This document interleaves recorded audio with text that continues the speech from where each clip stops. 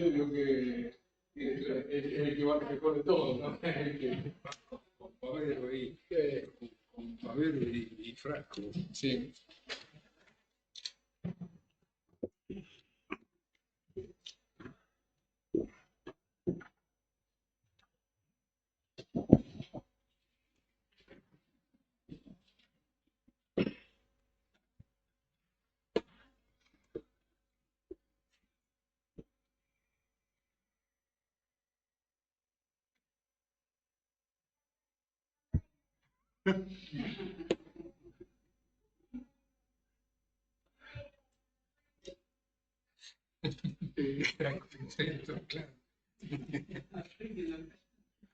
Bueno, buenas tardes. Estamos comenzando una sesión no demasiado formal acá con el público formado por algún nieto de Juan José, pero bueno, tenemos que dar la formalidad del caso. Así que decimos que reunimos nuevamente nuestra centenaria tribuna, porque ustedes saben que esta tribuna es centenaria, ¿no es cierto?, para cumplir con nuestros objetivos. Para ese efecto, convocamos este 13 de octubre de 2022 a sesión pública extraordinaria para incorporar al ingeniero agrónomo doctor Juan José Guiamet como académico de número. Como venimos mencionando reiteradamente, cuestiones muy ajenas a nuestra voluntad nos han hecho acostumbrar estos últimos años a una serie de cosas: aislarnos, usar barbijos y a las actividades a distancia. Hoy seguimos disfrutando, y digo disfrutar porque uno aprecia las cosas cuando esas cosas son escasas. Nos damos el lujo de compartir una nueva sesión académica presencial, también transmitida a distancia por Zoom, ¿cierto?, y por nuestro canal de YouTube. Esta reunión cumple con algunos de los importantes objetivos de la academia, que son el estudio y dilucidación de cuestiones vinculadas con las ciencias agropecuarias y veterinarias, el fomento de la investigación y difusión de sus resultados, y la emisión de juicios sobre asuntos de su competencia. Pero en el caso de hoy, el objetivo es otro, es la renovación. Y decimos que hoy es un día especial para nuestra academia porque celebramos la incorporación de un nuevo académico. Y las nuevas incorporaciones no son solamente actos formales donde en todo caso se reconocen los méritos del nuevo académico. No es así. Festejamos la renovación, festejamos la nueva sangre que como transfusión a un organismo que la necesita, revitaliza a la institución. La vida de las instituciones depende del hombre, persiste en ellas, la persistencia de ellas depende de la renovación, y la renovación no es cuestión simple en la vida de las academias. Nuestra academia no es CONICET, no es INTA, no es INTI, no es la universidad, ni una asociación civil, gobierno, gremio o empresa. Es todo eso. Junto con la universidad, representan los escalones más elevados del pensamiento de la nación. Como decíamos, la incorporación de un nuevo académico no termina en este acto. El nuevo académico asume una fuerte responsabilidad, la de aportar conocimientos, experiencia, ideas, trabajo a la academia, para que de esa manera se cumpla el mandato de renovación. El doctor Guiamet es un experto en senescencia foliar y fotosíntesis, temas de evidente importancia que ha estudiado en una obra trascendente, oportunamente evaluada por distinguidos miembros de nuestra academia. Y si bien estoy muy lejos de poder emitir algún tipo de opinión sobre la senescencia foliar, como he mencionado en ocasiones anteriores, camino frecuentemente por un camino enmarcado por hermosos robles, con alfombras de hojas ocres o verdor de renacimiento, como en estos días. Y tomando en cuenta el origen académico del doctor Guiamet, que en realidad no es la Universidad de La Plata, sino la de Rosario, pero a Guiamet lo hemos adoptado en La Plata, la Universidad Nacional de La Plata no puedo menos que evocar el símbolo de nuestra querida universidad, también tuya a esta instancia, las dos hojas de roble que representan la fortaleza de sus graduados. Dardo Rocha, fundador de la ciudad de La Plata, fue el primer rector de la entonces Universidad Provincial y poco tiempo después Universidad de La Plata. Eran fines del siglo XIX. En el inicio del XX, el doctor Enrique Herrero Duclú propone a la Asamblea, entonces era rector Joaquín González, la adopción de las 2 hojas de roble como símbolo de fortaleza, dureza, resistencia, para que representara a todos los graduados de la nueva universidad. Estas hojas, originalmente cinceladas en oro por el joyero Villerat, que actualmente en versión más modesta, no aurífera, portan con orgullo los graduados de la universidad, no solamente representan la fortaleza, sino también la perennidad de la producción universitaria toda, siendo nuestro más caro deseo que esas hermosas hojas metálicas y especialmente todo lo que ellas representan no sean nunca víctimas de senescencia. Esperamos, Juan José, que nos ilustre sobre el tema, y figura en la invitación a esta reunión el académico Rodolfo Sánchez para presentar a Juan José, pero Rodolfo no pudo venir por cuestiones de salud, así que tenemos a nuestro académico vicepresidente primero, Rodolfo Frank, quien va a presentar a Juan José. Así que, Rodolfo.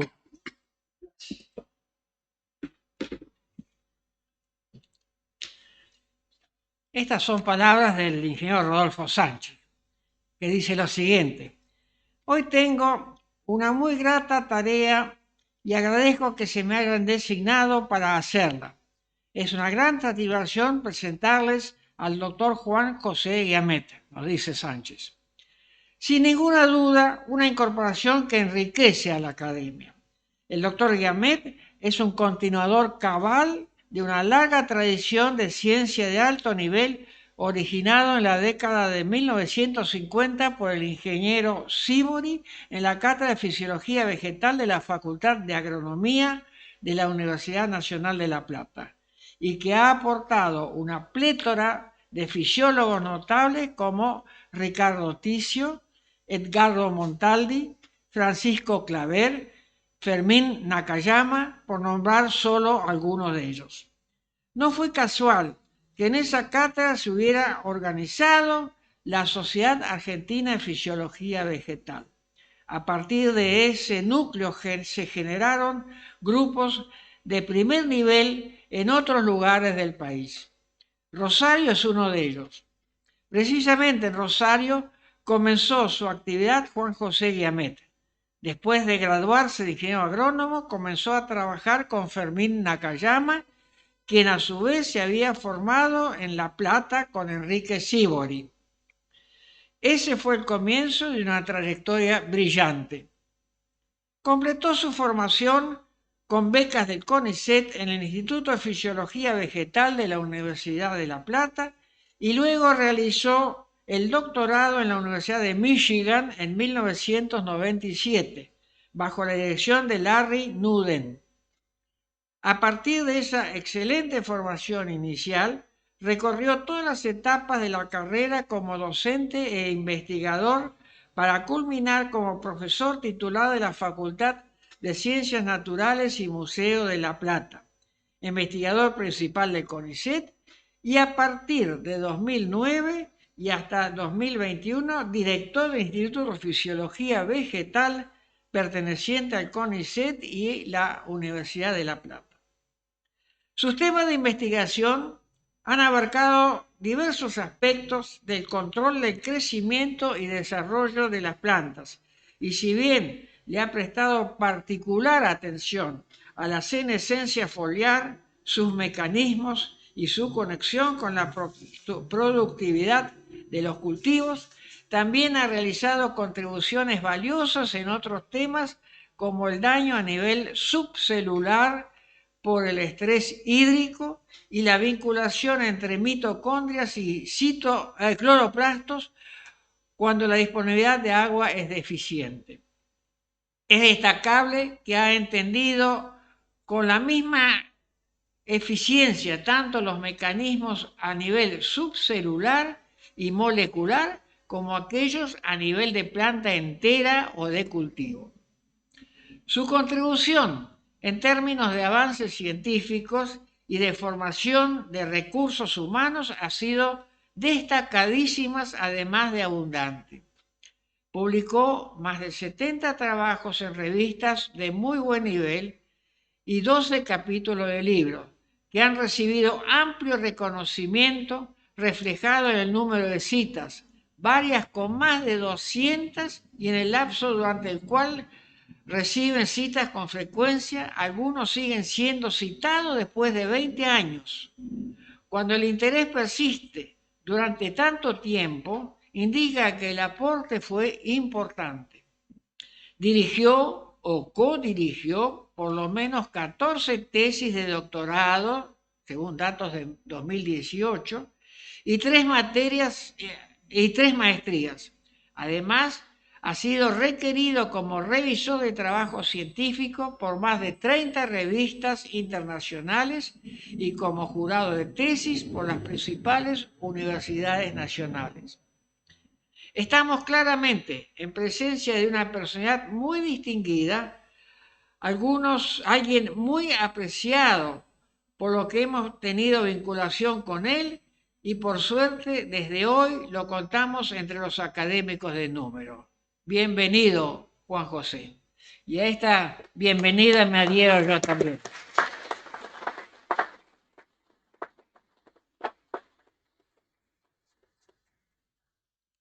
A continuación lo vamos a investir a Juan José como académico de número de la academia.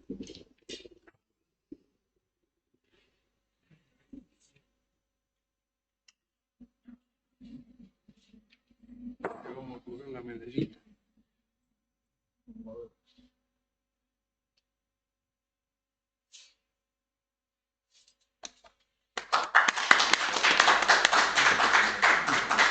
El diploma que lo acredita, doctor.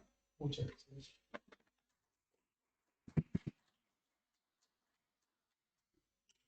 Bien.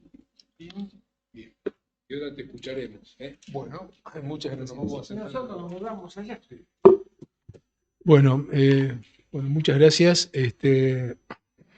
Por empezar, obviamente, quiero agradecer a los miembros de la Academia Nacional de Agronomía Veterinaria por esta designación.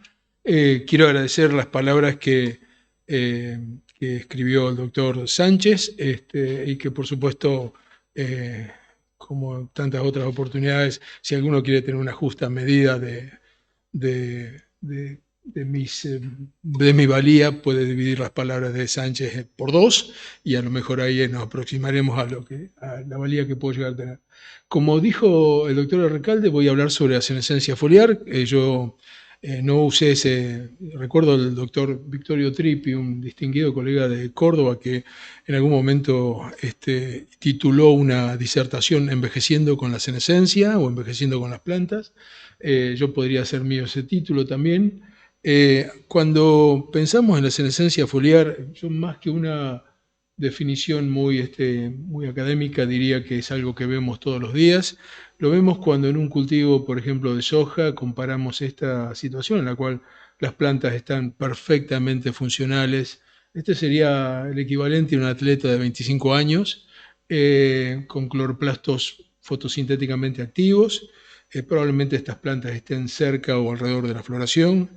En algún momento las cosas cambian y buena parte del follaje empieza a perder clorofila, pierde color verde, lo notamos porque empiezan a aparecer tonalidades de amarillo. Si yo me pongo un poco más cuidadoso con las mediciones, voy a ver que la actividad fotosintética de estas hojas ha disminuido y ha disminuido mucho. Finalmente, todo el proceso de senescencia culmina cuando las hojas, que prácticamente se han vaciado de sus proteínas constituyentes, caen al suelo y lo que nos queda son plantas completamente secas y yo diría que afortunadamente con los granos listos para ser cosechados. No es un proceso menor en términos cuantitativos. Uno podría pensar, bueno, ¿a quién se le ocurre estudiar la degradación de proteínas de las hojas? Bueno, es probablemente el proceso degradativo más abundante o que implica las mayores cantidades de materia sobre el planeta. Y yo quiero mostrar estas fotos satelitales tomadas en la primera década de febrero, tercera década de marzo, segunda década de abril.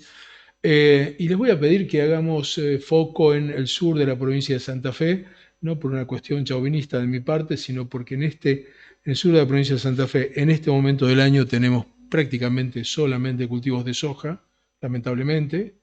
Esto es de 2008, la situación, por supuesto que ahora el monocultivo ha retrocedido un poco, pero lo que podemos ver es que en la primera década de febrero lo que tenemos es una intensa señal de clorofila emanada o emitida por los cultivos. El satélite está recogiendo señales de reflectancia y las señales de reflectancia que recoge en este momento indican claramente que la cobertura está perfectamente verde, fotosintéticamente activa. El proceso de senescencia se puede apreciar desde el espacio y se puede apreciar porque la señal de clorofila disminuye marcadamente. Y esto pasa independientemente de que pongamos el ojo en estas plantas de soja en el sur de Santa Fe o, como vi alguna vez un colega que mostraba la senescencia de álamos en el sur de Suecia.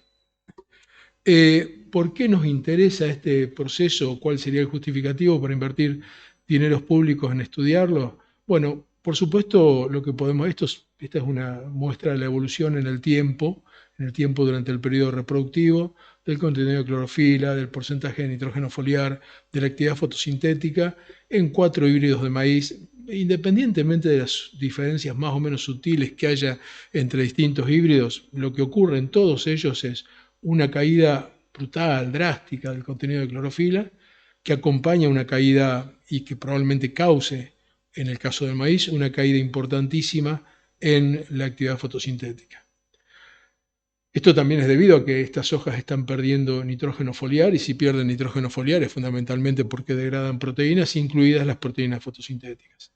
La caída de la actividad fotosintética llevó a muchos investigadores a suponer que esta caída de la actividad fotosintética asociada con la senescencia constituía una limitante para el rendimiento potencial de los cultivos. Es decir, le ponía un techo al máximo rendimiento que podíamos alcanzar.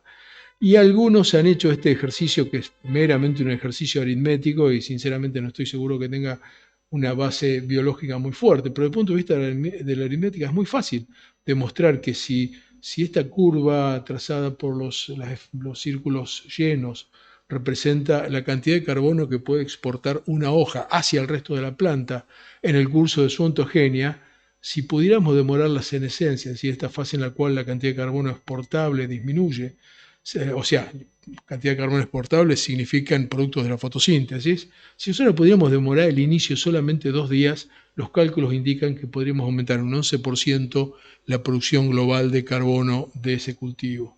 Esto es Lolium, que es una forrajera, pero algo similar podríamos calcular para prácticamente todos los cultivos de grano que cultivamos en el país. Bueno, esto es, como dije, no le voy a dar mucha importancia a esto porque es un ejercicio aritmético, es simplemente colocar el inicio de esta curva 2 días más tarde. La evidencia más fuerte ha venido siempre por el lado de la comparación de la tasa de senescencia en híbridos liberados en distintas épocas. Es decir, cada híbrido nuevo que se libera, estamos hablando del caso de maíz híbridos, podríamos hablar de cultivares en el caso de soja o trigo, no viene al caso, son genotipos en realidad.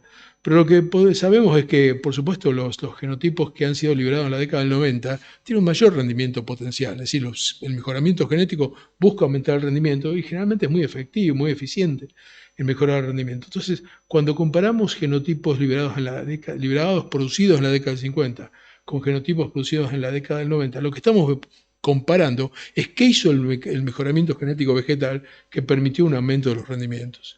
Y lo que podemos ver es que si yo comparo estos híbridos, uno de los atributos que ha sido modificado por el mejoramiento es la tasa de senescencia foliar.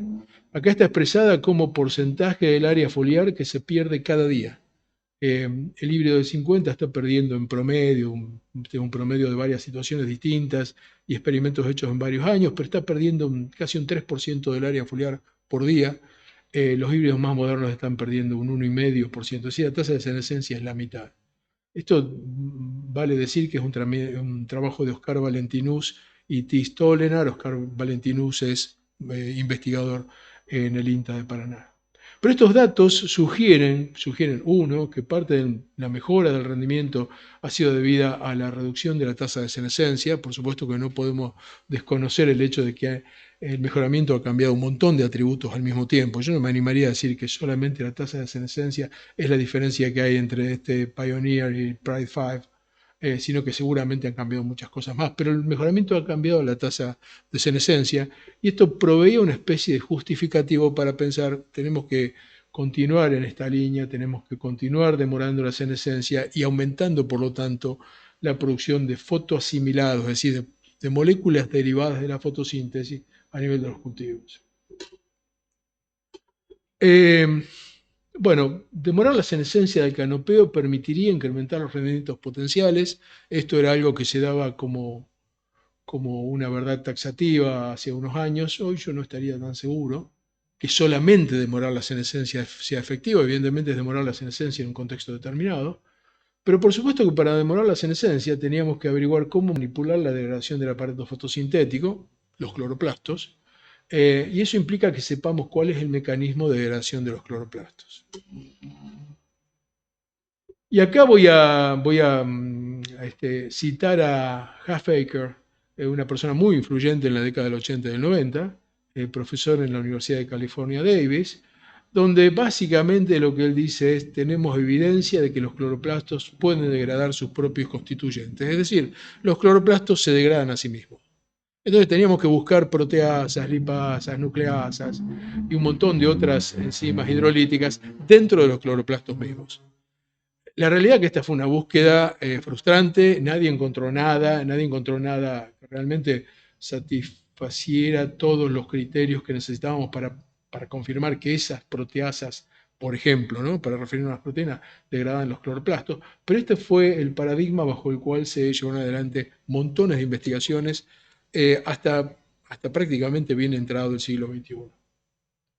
Cuando yo estaba terminando mi tesis en Ann Arbor, encontré algunas micrografías electrónicas que mostraban esto: un cloroplasto, es decir, la pared celular, el citosol, el cloroplasto, con almidón, y unas esferas osmiofílicas, o sea, que tenían bastante fuerte con tetróxido de osmio por fuera de los cloroplastos. Y estas esferas, estas estructuras aparentemente esféricas, no estaban presentes en hojas maduras no senescentes. Esta es una hoja senescente, así que estas esferitas parecían ser específicas del estadio de la senescencia.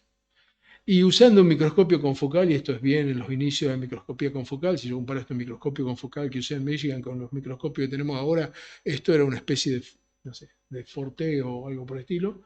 Pero cuando escaneábamos estas células, viendo las señales escaneando las señales de clorofila, lo que veíamos eran vesículas por fuera de los cloroplastos que contenían clorofila.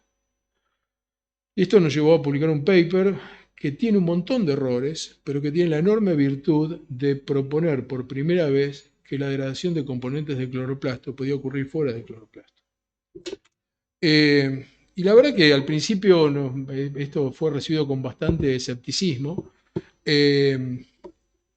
Por suerte pudimos interactuar con Rick Amasino de la Universidad de Wisconsin, que en esa época estaba muy interesado en una proteasa, SAC12. SAC quiere decir, es el acrónimo en inglés de gen asociado a la senescencia, 12, porque en esa época se iban descubriendo los primeros genes asociados a la senescencia. Sí, genes cuya expresión aumenta durante la senescencia y se iban numerando en la medida en que iban siendo anotados. Y SAC12 tiene una característica muy interesante, y es que la expresión de SAC12 es indetectable en hojas jóvenes o maduras. No hay SAC12. Y la expresión de SAC12 se evidencia y aumenta dramáticamente en el curso de la senescencia. Por supuesto que esto hizo que SAC12 fuera interesante, porque la expresión estaba tan estrictamente asociada a la senescencia que la pregunta inevitable era, bueno, ¿qué es lo que hace? ¿Hace algo? Y la otra pregunta inevitable es, dado que todo el mundo está pensando que la degradación de los cloroplastos es mediada por proteasas, lipasas, nucleasas, etcétera, que están dentro de los cloroplastos, SAC12 se ubica dentro del cloroplasto. Y al colaborar con Rick Amasino obtuvimos una línea de Arabidopsis, donde esto lo hemos hecho después en plantas de verdad, pero empezamos en Arabidopsis, Yo sé que algunos colegas piensan que es que quizás está una planta artificial, pero en Arabidopsis tuvimos una línea donde SAC12 está fusionado a GFP. Y cuando hicimos los mismos experimentos por microscopía confocal, acá tengo la autofluorescencia de la clorofila, que es muy útil para delinear dónde están los cloroplastos. Es decir, cada una de estas esferas grandes es un cloroplasto. Y cuando buscamos la señal de GFP fusionada a SAC12, no la encontramos adentro de los cloroplastos. A veces había un poquito de señal dentro de los cloroplastos, pero la encontramos mayoritariamente en estas partículas aparentemente esféricas, y para confirmar que son esféricas debería ser una tomografía en 3 dimensiones, pero encontrábamos que toda la señal de GFP está ubicada en estas vesículas. Y en algún momento, porque por otro lado teníamos evidencias de que podían haber pequeñas vacuolas en hojas senescentes, testeamos con un marcador acidotrópico que es fluorescente, que se localiza en compartimientos ácidos, y encontramos que las mismas esferas donde se está, o las mismas vesículas donde se está acumulando SAC12, son ácidas. O sea, a partir de ahí empezamos a pensar que, bueno, que eran vacuolas. ¿Están ligadas a la senescencia? O sea, ¿están siempre? ¿Están en hojas maduras? ¿Están solamente en hojas senescentes? Bueno, si yo ahora miro con el microscopio confocal células tomadas de hojas maduras, no senescentes, y células tomadas de hojas senescentes, y acá no estoy tiñendo con SAC12-GFP, sino con un marcador de actividad proteolítica, y acá estoy tiñendo con otro colorante acidotrópico. Veo de nuevo, en las hojas maduras no veo nada, en las hojas senescentes veo pequeñas estructuras, probablemente esféricas. Ahora sabemos que son esféricas porque hicimos las observaciones en 3 dimensiones, pero en ese momento todavía no sabíamos, pero pequeñas vacuolas son ácidas que contienen la mayor parte de la actividad proteolítica de la célula. O sea que ahora sabíamos que eran vacuolas, sabíamos que están asociadas a la senescencia, y nuestro interés por estas estructuras no cesaba de crecer, de ser cada vez mayor. Fue muy interesante poder observar estas mismas estructuras en muestras observadas con el microscopio electrónico de transmisión. A diferencia de las primeras imágenes que yo les mostré, que eran fijadas con fijación química, aldehídos, tetróxido de osmio, que son tratamientos que se prestan a la aparición de artefactos, estas son muestras que Marisa Otegui fijó en la Universidad de Colorado y que estaban criofijadas a alta presión y después criosustituidas a muy bajas temperaturas. Teóricamente es el estado del arte en este momento para hacer microscopía electrónica, para fijar muestras para microscopía electrónica es este. Y también vemos vacuolas asociadas a la senescencia en hojas senescentes, no las vemos en hojas maduras. Hemos tenido cada vez que yo presento esto, alguien salta y me dice si estas vacuolas asociadas a la senescencia son autofagosomas. Osúñiga ganó un premio Nobel en 2016 mostrando por todos sus trabajos sobre la biogénesis de autofagosomas y la vía autofágica. Bueno, por suerte en las mismas imágenes tenemos autofagosomas. En las mismas secciones de tejido tenemos autofagosomas, y fíjense que estos autofagosomas tienen una morfología que es completamente distinta de la de las vacuolas asociadas a senescencia. Por empezar, el autofagosoma está envuelto por 2 membranas limitantes, las vacuolas asociadas a senescencia por solamente una.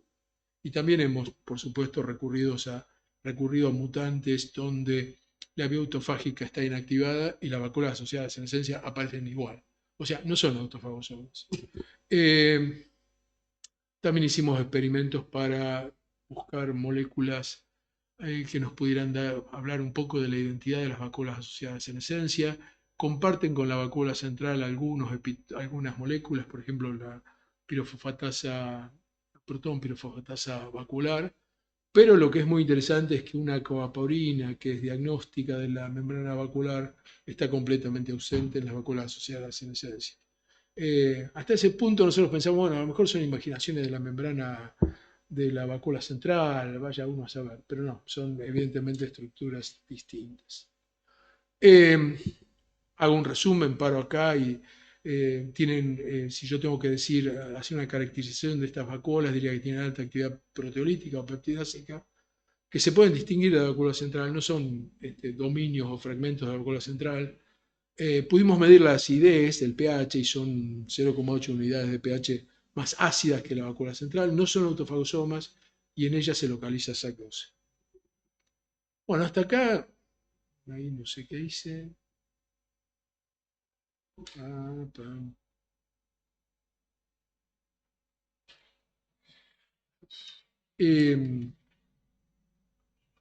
Por supuesto que eso no nos decía de ninguna manera cuál era la función de ellas, si realmente tenían una función degradando proteínas, algo por el estilo, y para tratar de empezar a buscar evidencia de que estas vacuolas participan en la degradación de proteínas cloroplásticas, lo primero era saber si proteínas que están localizadas en el cloroplasto se pueden removilizar a las vacuolas asociadas a senescencia.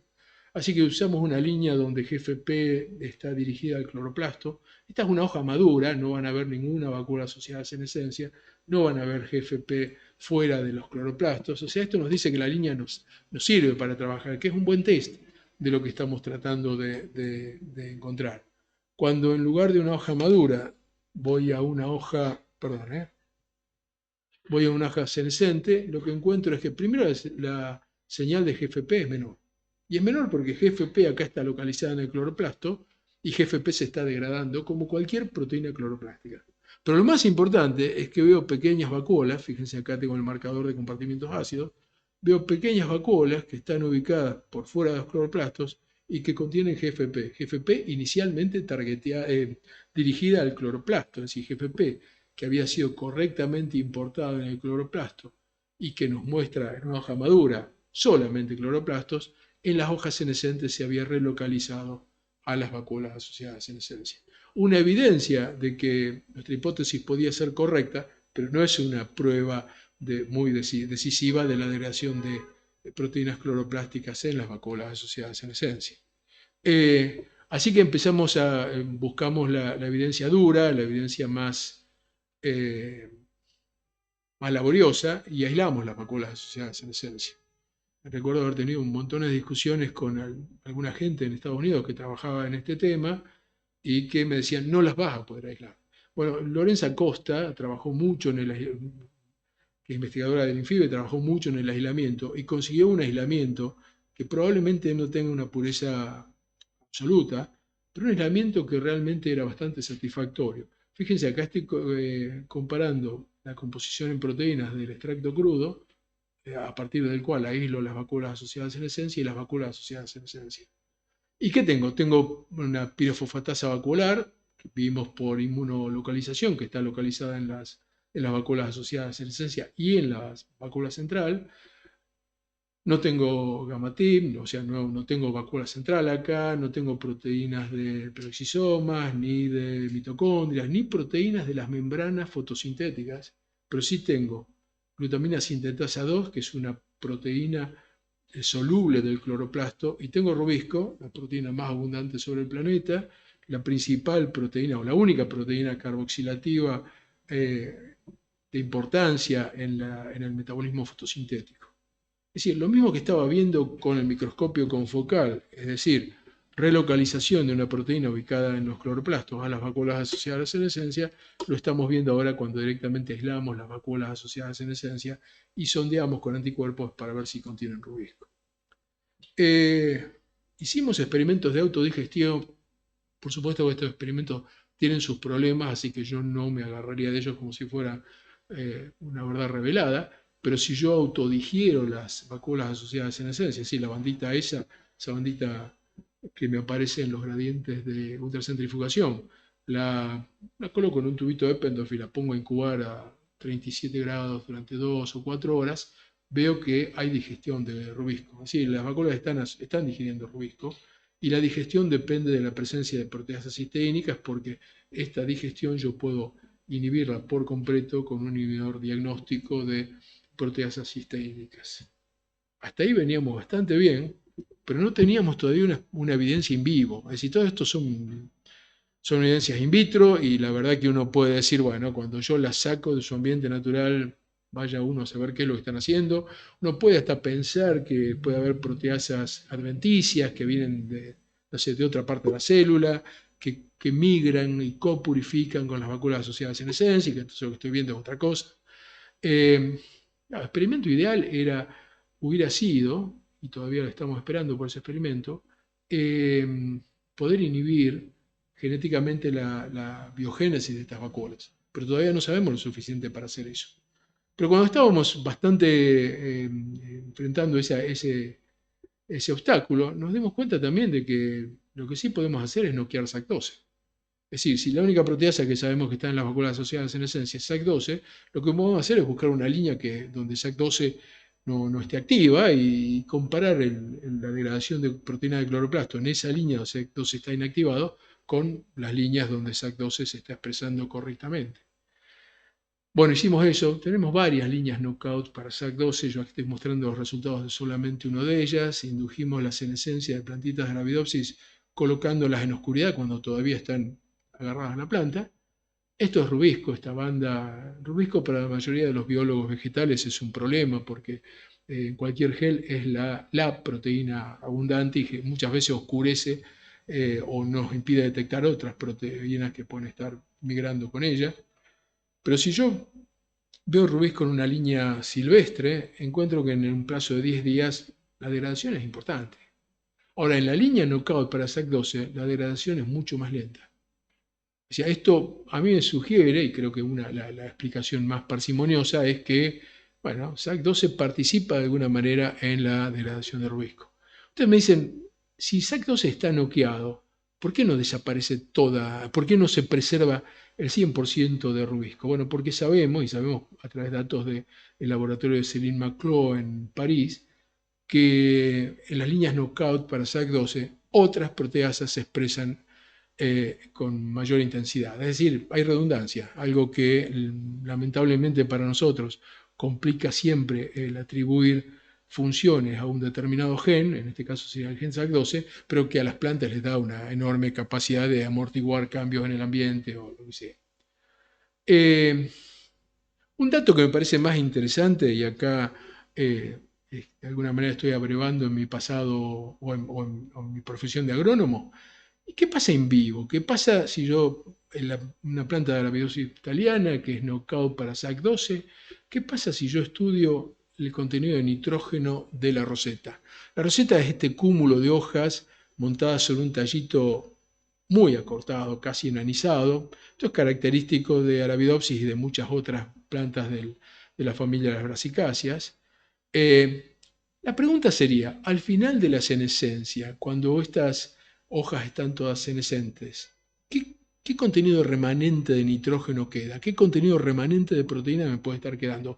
Bueno, en un silvestre, cuando toda la roseta está senescente y la planta está senescente, me está quedando un 1% de nitrógeno. Si lo comparo con el 4 o 5% de la hoja madura, me da una idea de cuántas proteínas se degradaron y los aminoácidos resultantes de la degradación fueron exportados a otras partes de la planta. Ahora, en el mutante de SAC12 retengo un 1,5%. Me dirán, ¿hubo degradación? Sí, claro que hubo degradación, pero la degradación fue menos intensa que en la línea silvestre. Y no hay problemas, por supuesto que este cuadradito de alguna manera es un cuadradito que uso para atajarme de posibles objeciones. Una objeción podría ser en las plantas donde SAC12 está mutado, la producción de semillas disminuye y todos sabemos que el nitrógeno removido de las hojas durante la senescencia va a parar a semillas. Bueno, no, la producción de semillas es la misma o quizá inclusive hasta un poquito superior. Así que la explicación más, y vuelvo a la palabra parsimoniosa, es que SAC12 es responsable de al menos una parte de la degradación de proteínas durante la senescencia. Bueno, no voy a repetir lo que ya dije. También encontramos que esta es la tesis de Facundo Gómez, que viene de la tesis de Facundo Gómez, que una parte de la clorofila y de las proteínas del fotosistema 1, las plantas tienen dos fotosistemas, 1 y 2, se relocalizan en las vacuolas asociadas en esencia. O sea, no solamente degradarían proteínas solubles del estroma del cloroplasto, sino que también degradarían algunas proteínas de la membrana fotosintética involucradas en la transformación de la energía radiante en energía química. Una cosa que a mí me puso muy contento en su momento, o me dio mucha tranquilidad, yo diría más que nada tranquilidad, es que tenemos evidencia de degradación de fotosistema 1, pero absolutamente ninguna evidencia de que el fotosistema 2 sea degradado por esta vía. Y eso, si yo viera los dos fotosistemas en las vacuolas asociadas en esencia, que yo empezaría a pensar, a lo mejor tenemos un artefacto ahí, a lo mejor hay algo que se nos está pasando y bueno, y toda esta historia es un error. Pero no, el fotosistema 2, que es el más abundante, no se degrada por estas vacuolas. Nadie que haga biología celular hoy se puede privar de armar un modelito, y el modelito que nosotros publicamos hace unos cuantos años ya implica o indica o sugiere o hipotetiza que algunos componentes del cloroplasto son exportados fuera del cloroplasto en vesículas. Estas vesículas se fusionan de alguna manera con fusiones que vienen del retículo o de Golgi, y esto no es esta hipótesis viene del hecho de que, por ejemplo, SAC12 tiene un péptido señal para transitar por el retículo y por Golgi, o sea que si después nosotros encontramos SAC12 en las vacuolas asociadas en esencia, parece razonable hipotetizar que estas son algún tipo de organelas mixtas o híbridas derivadas del cloroplasto y del retículo y Golgi. En algún punto hipotetizamos también que el destino final de estas vacuolas es la vacuola central. La verdad, no tenemos evidencia de eso. Por eso el signo de interrogación surge razonable, surge posible, pero no está probado. Bueno, yo empecé esta historia contando este statement de Halfacre, donde él dice los cloroplastos se degradan a sí mismos, ¿no? Y al principio tuvimos que de alguna manera batallar contra esa idea. Ahora tenemos que batallar con la situación opuesta, que es después que nosotros publicamos nuestro primer paper en 2008, empezaron a aparecer montones de evidencias de otras vías vesiculares. Acá están nuestras vacuolas asociadas en esencia. Acá hay otras 3 vías vesiculares que aparentemente terminan en la vacuola central. Y creo que el problema con el que tenemos que lidiar ahora es decir, son distintas vías vesiculares o son la misma vía vesicular que quizás nosotros no encontramos evidencia, pero quizás las vacuolas asociadas en esencia terminan en la vacuola central. Estas son distintos sistemas de vesículas extracloroplásticas, cada una de ellas identificada por una proteína fusionada, una proteína reportera, GFP o RFP, y uno ve entonces en hojas senescentes o en hojas donde hay degradación de los cloroplastos, ve estas vesículas o estas o estas. Y la verdad es que mi sospecha es, si todos usáramos la proteína que le da identidad a estas vesículas, CCB, ¿se podrán localizar en las vacuolas asociadas en esencia? ¿Son distintas vías o son la misma vía vista de distintas maneras?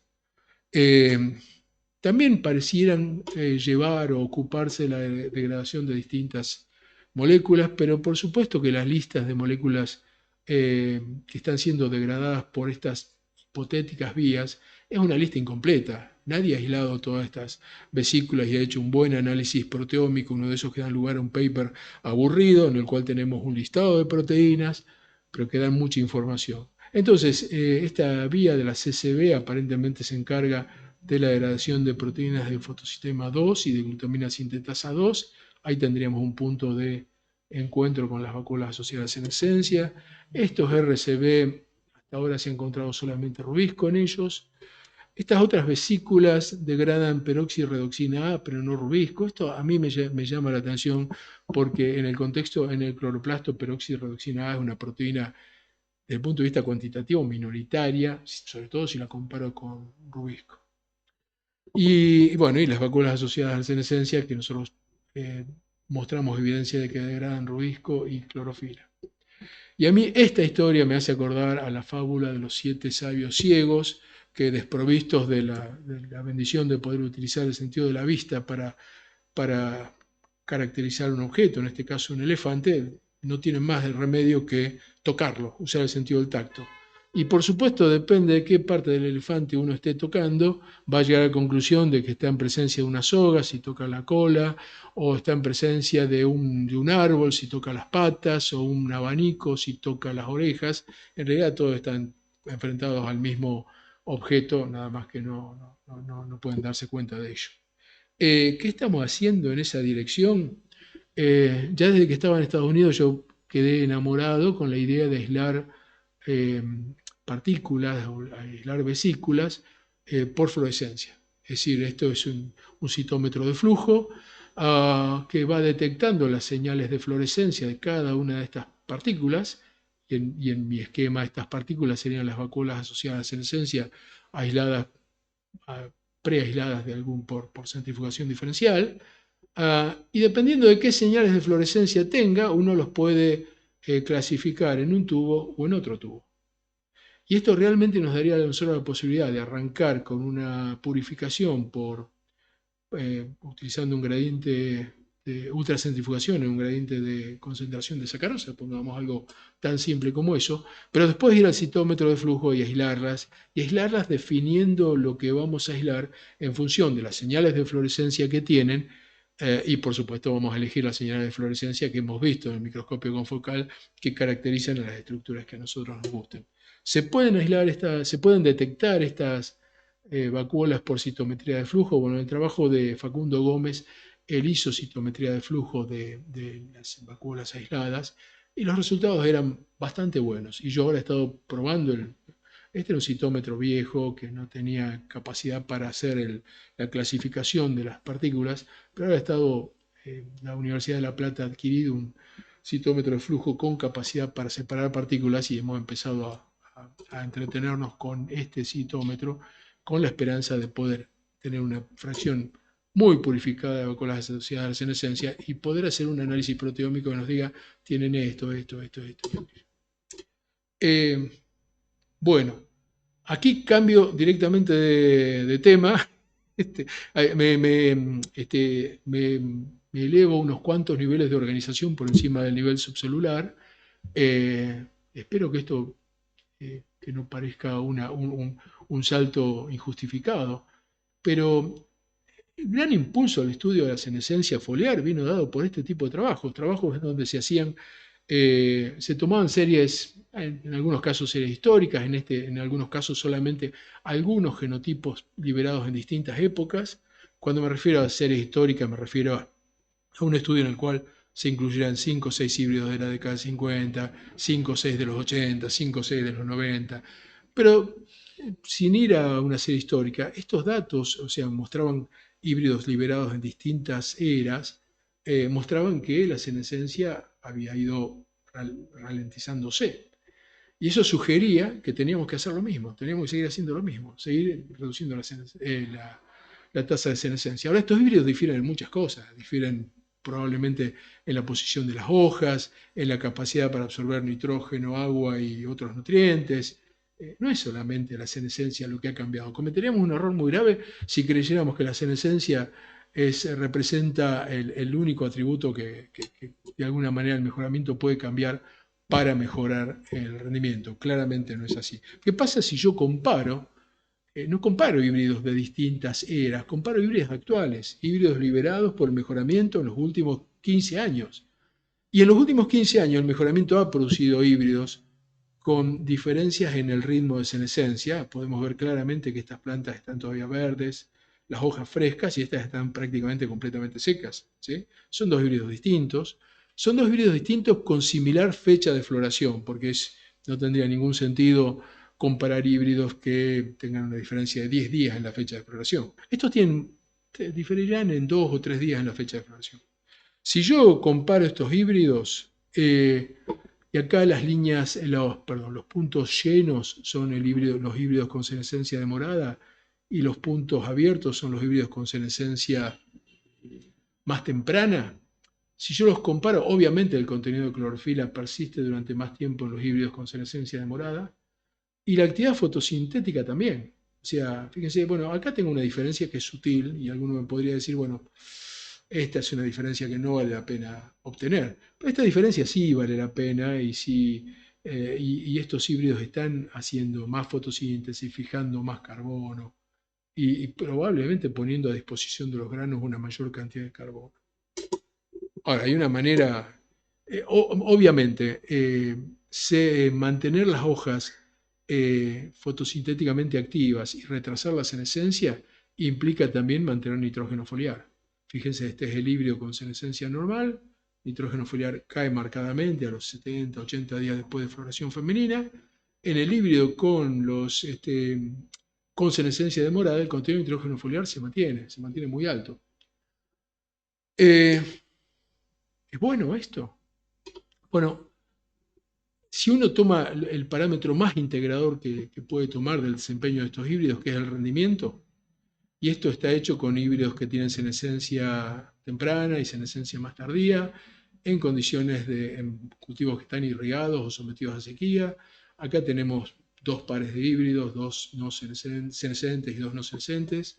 Acá tenemos 3 y 3, o sea que no estamos comparando un híbrido contra otro, hemos tratado de aleatorizar un poco otras diferencias que pueda haber en el background genético, pero básicamente los híbridos, no hay diferencias significativas para el rendimiento de los híbridos, ni en este experimento, ni en este otro experimento, que son 2 años distintos.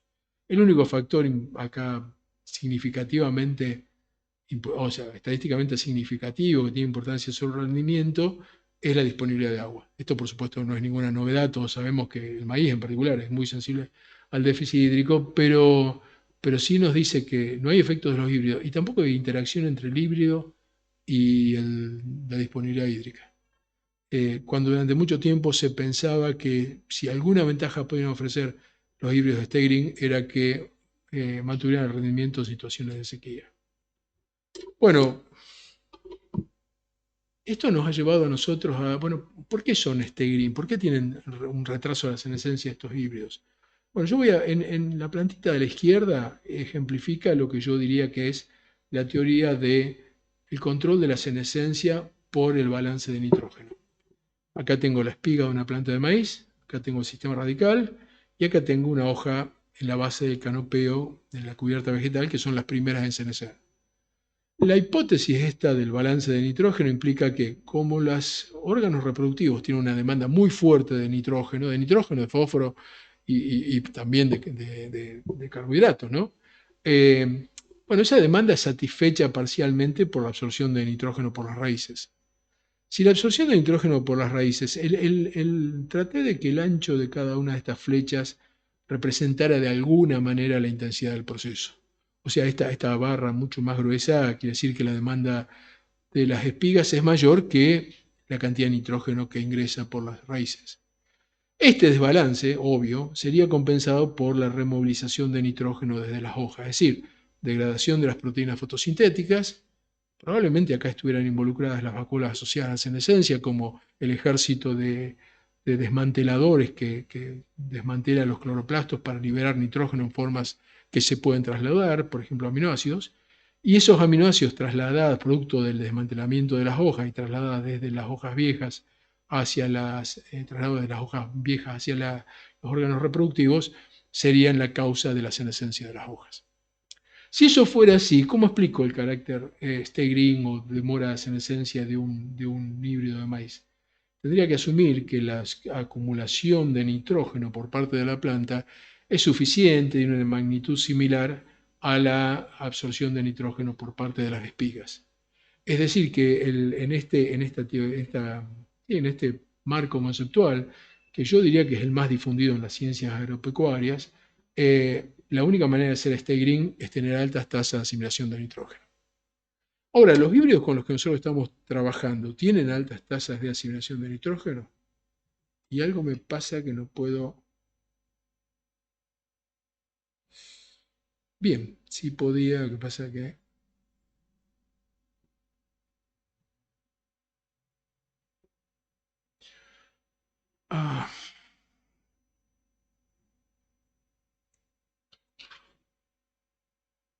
Bien, yo estoy mostrando ahora un resultado de un experimento que también se repitió en 2 años consecutivos, donde tengo 2 híbridos con senescencia de morada, que son aquellos cuyos resultados aparecen en un rectángulo verde, y 2 híbridos con senescencia más temprana. Y voy a empezar a plantear, por supuesto, y tengo 2 niveles de nitrógeno, perdón, tengo parcelas que no han sido fertilizadas y parcelas fertilizadas con 200 kilos de nitrógeno por hectárea, que es una dosis razonablemente, yo diría un poco elevada, pero es razonable. Si yo veo el porcentaje de nitrógeno en las hojas senescentes cuando la planta está completamente seca, cuando ya las hojas están muertas, lo primero que veo es que en general, los resultados no son tan claros, pero en general el porcentaje de nitrógeno en las hojas ya completamente muertas, el nitrógeno remanente que no fue exportado desde las hojas, es mayor en los híbridos Stay Green que en los híbridos no Stay Green. Y esta diferencia se ve fundamentalmente cuando el nivel de fertilización es alto. Fíjense que estoy acá alrededor de 1,50 y acá estoy alrededor de 1,20. Fíjense acá para el segundo año, acá estoy en alrededor de 1,40 y acá estoy alrededor de 1,17. Es decir, en los híbridos Stay Green hay retención de nitrógeno en las hojas. Pero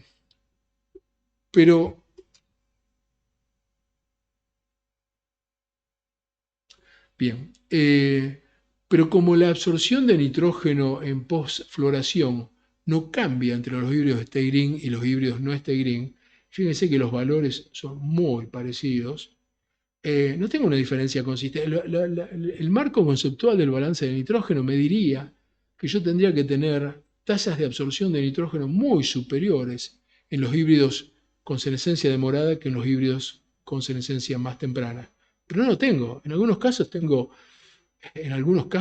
exactamente lo contrario. Tengo mayores tasas de acumulación o mayores cantidades de nitrógeno acumulado post-antesis, post-floración, en los híbridos no Stay Green que en los híbridos Stay Green. Entonces, exactamente lo contrario que esperaría la hipótesis del balance de nitrógeno. Y si retengo nitrógeno en las hojas y no tengo mayores tasas de asimilación, la factura la levantan los granos. Es decir, tengo granos con menores contenidos de nitrógeno. Fíjense ustedes, a altas dosis de fertilizante, los híbridos Stay Green tienen granos con menos del 1,2% de nitrógeno. Los híbridos no Stay Green tienen granos con alrededor del 1,50, 1,5% de nitrógeno. Lo mismo está pasando en el segundo experimento, aunque las diferencias no son tan grandes. Es decir, que tengo una penalidad retengo los híbridos Stay Green, retienen nitrógeno en las hojas, y eso constituye una penalidad para la exportación de nitrógeno hacia los granos y para el contenido de proteína en los granos. Y si nosotros pensamos que buena parte de estos granos van a ser usados para alimentar como granos forrajeros, para alimentar animales, no sé, animales de corral o porcinos, la disminución del contenido de proteína es un problema porque obviamente reduce el valor nutritivo de estos granos. Esto demuestra más o menos lo mismo. Lo que me está diciendo es que cuando yo comparo híbridos Stay Green, es decir, los círculos llenos con los círculos vacíos que representan híbridos no Stay Green, para el mismo contenido de nitrógeno en el grano, los híbridos Stay Green tienen mayores tamaños de grano. ¿Por qué? Tienen más fotosíntesis. Pero obviamente la mayor parte de los híbridos Stay Green está ubicado en valores de nitrógeno que son en porcentajes de nitrógeno que son menores. Al principio pensamos que eran solamente nuestros experimentos, que algo estábamos haciendo horrendamente mal y que como hacíamos algo muy mal, nuestras conclusiones eran muy malas.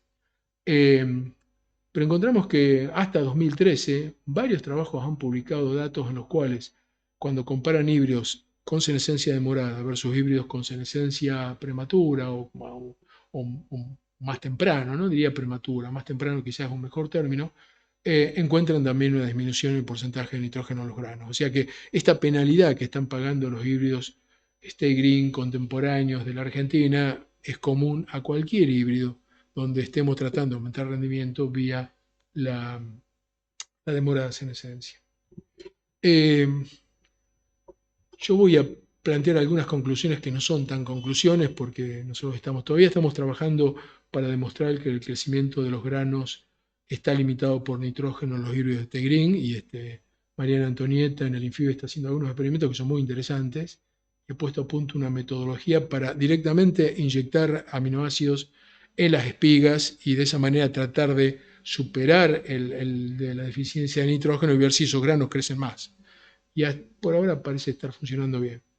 La otra cuestión es que, y esto sí que yo no tendría que haberlo puesto entre signos de interrogación, la relación entre oferta y demanda de nitrógeno para los órganos reproductivos por sí sola no explica el desencadenamiento de la senescencia. Yo diría que, por supuesto que la senescencia ayuda a balancear la oferta de nitrógeno con la demanda de nitrógeno, pero eso no quiere decir que una oferta insuficiente sea la explicación de la senescencia de las hojas.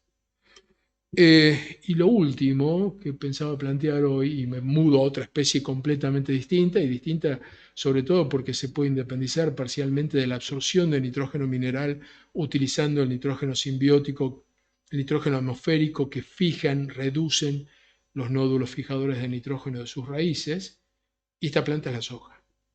Y yo ahora, hace unos años, retomamos con Santiago Kelly, que está terminando su tesis doctoral, retomamos algunos experimentos que yo hice muy al principio de mi carrera con Fermín Nakayama, y en esos experimentos lo que hacíamos era cambiarle el fotoperíodo, es decir, la duración relativa del día y de la noche, a las plantas de soja después de floración. Las plantas de soja requieren fotoperiodos cortos para florecer. No quiere decir que requieran 8 horas.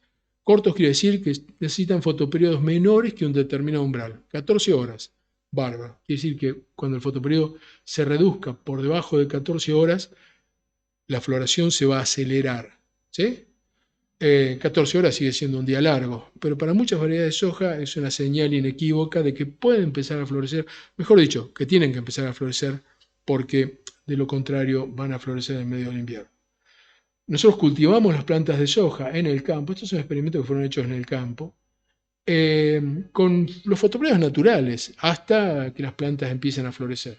Cuando empiezan a florecer, a un grupo de parcelas le extendemos el fotoperiodo con lámparas con iluminación artificial, lámparas incandescentes. Antaño, cuando yo trabajaba con Nakayama, ahora estamos usando lámparas LED. No importa mucho la calidad espectral de la luz, pero sí importa que extendamos el fotoperiodo. Y encontramos resultados que son muy similares a los que yo encontré cuando trabajaba con Nakayama, a los que Adriana Kantolich y Gustavo Slaffer encontraron en Buenos Aires, en la UBA, trabajando en condiciones similares a la de campo, y nosotros ahora lo volvemos a confirmar, y es que los días largos en posfloración reducen la tasa de desarrollo de las plantas. Es decir, la tasa de crecimiento de todas estas chauchitas que están delineadas en este infograma, la tasa de desarrollo de estas chauchas se reduce, crecen más lentamente. Crecen más lentamente, pero se establece un mayor número de chauchas y finalmente estas plantas llegan a madurez con el doble de semillas, con lo cual aumentan el rendimiento y con eso no hemos descubierto nada que no se supiera ya. También se prolonga el crecimiento vegetativo. Normalmente bajo fotoperiodos cortos las plantas florecen y dejan de crecer, dejan de desarrollar nuevas hojas. Cuando yo extiendo el fotoperiodo, la planta desarrolla una cierta cantidad de hojas extra, ¿sí? Bueno, todo eso está bien, pero lo que a mí me trajo a insertar esta diapositiva es que se demora la senescencia de las hojas. Se demora muy marcadamente la senescencia de las hojas, y realmente yo volví a trabajar en este tema cuando en algún momento, buscando un tratamiento que me permitiera retrasar la senescencia, recordé mis inicios con el fotoperiodo, y cuando vi las diferencias morfológicas entre las plantas dije, ¿por qué dejé este tema? Bueno, lo retomamos con Santiago Kelly y con Eduardo Tambusi, que está acá, y realmente hemos avanzado muchísimo más de lo que yo había podido hacer cuando era becario. Pero vayamos al tema de la senescencia. Si yo sigo la senescencia de una hoja en las plantas sometidas a fotoperiodos naturales, lo que voy a ver es más o menos que a una cierta cantidad de tiempo después de floración, el contenido de clorofila empieza a decaer y en algún momento se viene abajo drásticamente. Estas hojas con estos valores de clorofila, cero clorofila, se terminan cayendo y se mueren deshidratadas sobre el suelo. Ahora, si yo les aplico días largos post-floración, el contenido de clorofila se mantiene en valores máximos durante mucho más tiempo, 20 o 30 días más. Y cuando empieza a decaer, decae con una menor tasa. O sea, el porcentaje de pérdida por día es menor. Acá está haciendo una especie de escaloncito, yo no le adjudicaría mucha relevancia biológica a esto, pero la realidad es que el punto final ocurre unos 60 días después. Y yo creo que acá tiene que ver el hecho de que en el campo, 60 días después de la fecha normal de senescencia de la soja, las temperaturas son muy bajas. Es decir, no todo el fotoperiodo en la vida de las plantas. Ahora, la manera de racionalizar estas diferencias, estos datos, es muy sencilla. Es decir, bueno, si los frutos desencadenan la senescencia, y ese fue el tema en el cual trabajó mi director de tesis en Estados Unidos prácticamente toda su vida, tratando de demostrar cómo era que los frutos hacían la senescencia. Y es real que si yo saco los frutos, remuevo los frutos, los corto, los arranco, lo que sea, la planta se mantiene verde durante más tiempo. Entonces, normalmente, ¿cuál es la explicación de esos datos? Una explicación casi trivial, alguien que diría no pierdan su tiempo con ese tema porque no van a encontrar nada nuevo, es que en una planta bajo fotoperiodos naturales los frutos crecen muy rápido, inducen rápidamente la senescencia, las hojas se caen más tempranamente. En una planta que está sometida a fotoperiodos extendidos o fotoperiodos largos después de floración, el crecimiento de los frutos es más lento y entonces el desencadenamiento de la senescencia también lo es. Cualquier actividad que tengan los frutos en ese momento va a ser más lenta. La verdad que nos preocupaba un poco esto, ¿es realmente así? Entonces introdujimos, estos son datos de otro experimento, o sea, son el mismo experimento, pero no son exactamente, creo que este experimento se hizo después, pero acá tenemos fotoperiodo natural, plantas a las cuales se le arrancaron todos los frutos. Esto es fotoperiodo largo, plantas a las cuales se le arrancaron todos los frutos. Si pudiéramos explicar esta diferencia en la senescencia de las plantas día corto versus días largos, basado en los efectos de los frutos, no deberíamos encontrar diferencias entre la senescencia a día corto o a día largo en plantas que carecen de frutos. Sin embargo, tenemos una diferencia muy marcada. Esto recién este es un tema que recién estamos empezando. Conocemos algunos cambios hormonales que ocurren en las plantas a días largos y que pueden estar relacionadas con la demora de la senescencia, por ejemplo, mayores niveles de citocinina, que son una hormona muy conocida por antagonizar la senescencia, pero obviamente todavía no tenemos ninguna idea taxativa sobre qué es lo que está pasando. Pero lo que sí nos está diciendo esto es que además del control por los frutos, y hay un control por los frutos, fíjense que si yo comparo día corto contra día corto sin frutos, tengo senescencia retrasada. O sea, los frutos están acelerando la senescencia. No estoy negando eso, pero además hay un efecto del fotoperiodo. Bueno, hay pocos efectos reportados del fotoperiodo controlando la senescencia. Y yo encontré dos trabajos nomás, y eran trabajos que había visto cuando era becario de Nakayama, hace ya 30 y pico años largos. Este es un trabajo en Kleinia articulata, esta es una planta del desierto sudafricano. A día largo se necesitan todas las hojas, a días cortos las hojas se mantienen fotosintéticamente activas sobre la planta. Si yo tomo una planta que está creciendo a día corto, o sea, una planta como esta, y la paso a día largo, se mueren todas las hojas.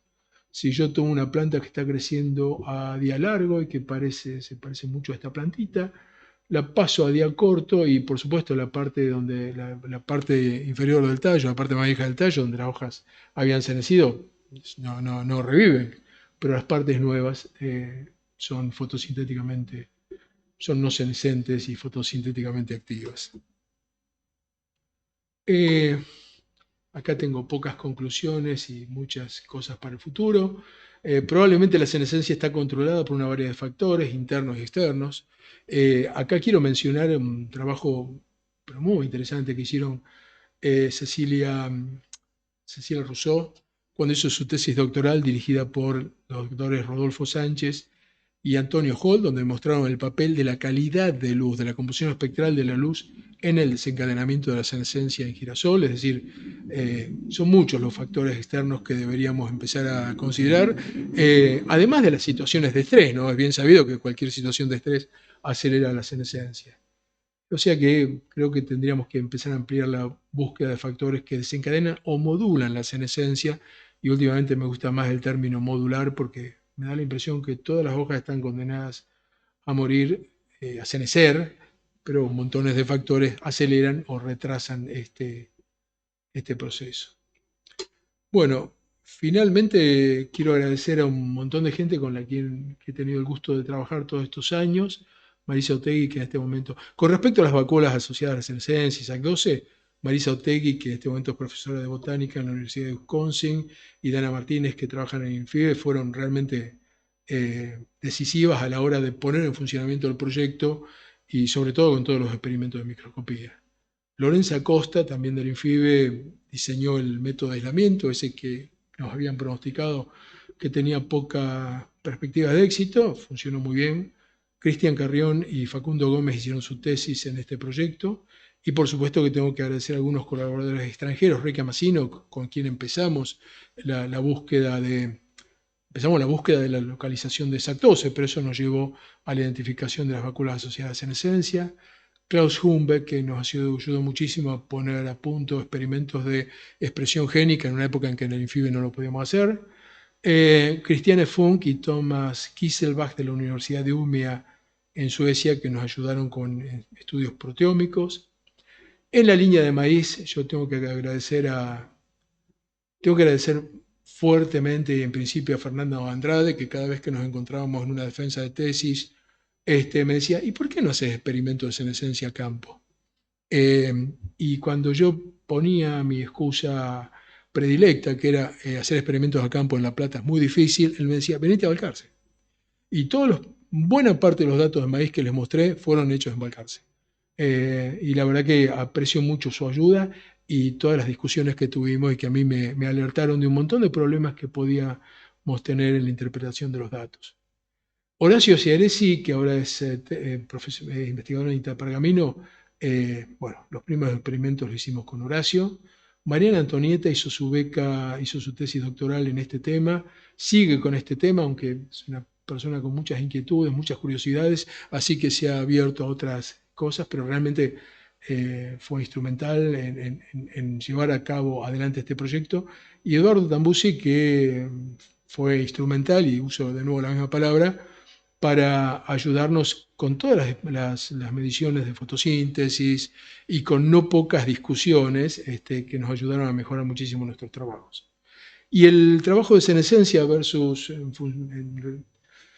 senescencia controlada por el fotoperiodo lo está llevando adelante Santiago Kelly, que está terminando su tesis doctoral, bajo la dirección, una buena parte de la dirección la está ejerciendo Eduardo Tambusi. Pero bueno, no voy a agradecer solamente a la gente con la que tengo papers publicados. Esta es una foto de 1981, todos lucíamos más jóvenes. Este era el escritorio del fondo del laboratorio de Fermín Nakayama en Rosario. Yo empecé trabajando con él. En esta oficina del fondo yo escuché discusiones muy interesantes de Fermín, Ricardo Martignone y Eligio Marandi. Y la verdad que les tengo que agradecer a ellos porque buena parte, yo aprendí muchísimo en esos años y es importante aprender en los primeros años, ¿no? Y ellos me ayudaron a dar mis primeros pasos en cómo publicar un paper, a dónde mandarlo, qué es lo que hay que hacer, etc.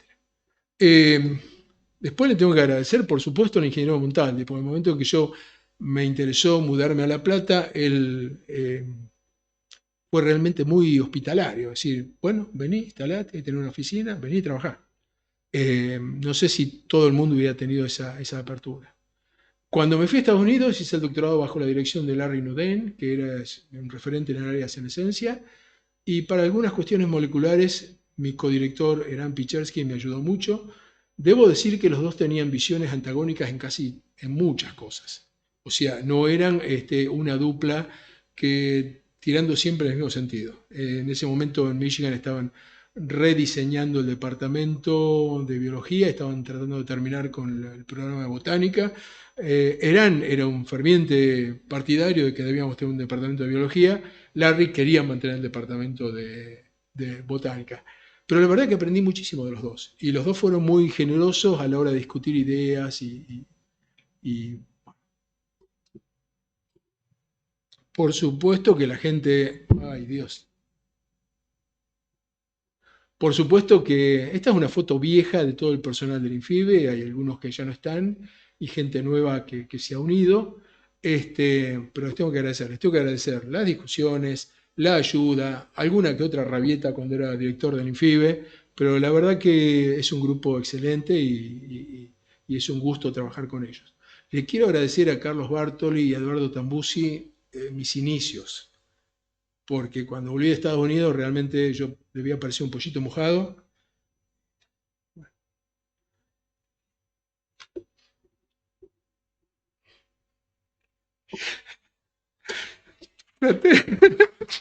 Bueno, le quiero agradecer, le quiero agradecer a mi familia que han estado siempre ahí. Obviamente hay miles de motivos para agradecerle. Ellos los conocen, así que. Bueno, muchas gracias.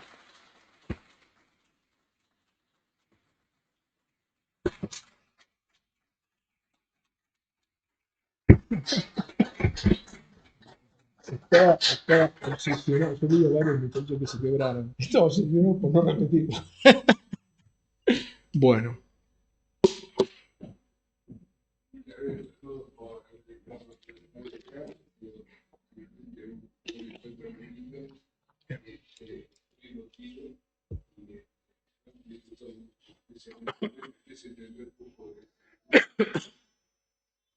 Eh, si entendiste un poco, yo me siento bastante conforme porque ayer justamente charlé de este tema con mi médico y no le pude explicar.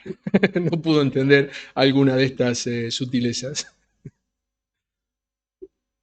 Bueno, muchas gracias. Gracias a mi compañero de FIBE por haber venido.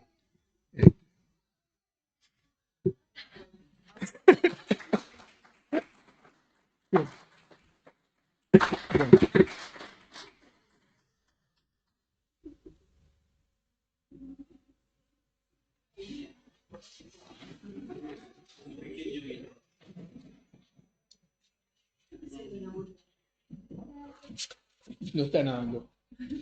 No, no es pileta.